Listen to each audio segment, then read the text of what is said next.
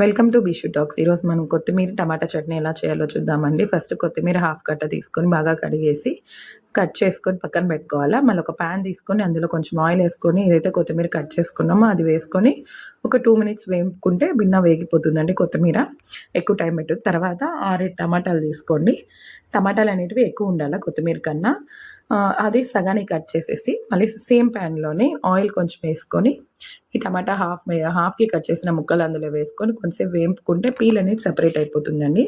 Peel అయితే ఖచ్చితంగా తీసేయాలా, టమాటా చట్నీకి బాగుంటుంది. తర్వాత కొంచెంసేపు అలానే మగ్గనిచ్చినాం అనుకోండి, ఆయిల్ అనేది సపరేట్ అవుతుందండి. తర్వాత ఒక 7 నుంచి 10 వరకు తెల్లగడ్డ పాయలు వేసుకోవాలి.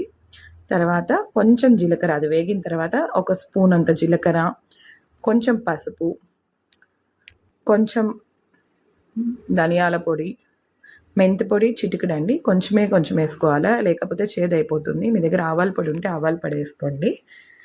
అందులోనే మళ్ళీ మనం ఒక పెద్ద నిమ్మకాయ అంత సైజు చింతపండు అనేది వేసుకోవాలండి. చింతపండు వేసుకుంటే మీకు బాగా టేస్ట్ వస్తుంది. టమాటా కాంబినేషన్ ఎప్పుడు చింతపండు అనేది చాలా బాగుంటుందండి. ఇవన్నీ వేసుకొని కాసేపు బాగా ఫ్రై చేసుకోవాలి. ఫ్రై చేసుకున్నామంటే అది బాగా మనకి కలర్ అనేది చేంజ్ అవుతుంది.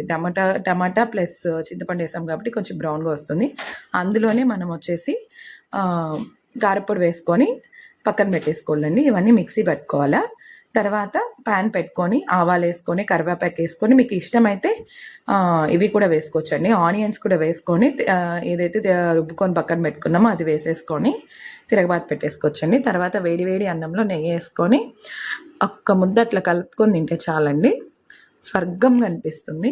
Please like, share and subscribe our videos for more information.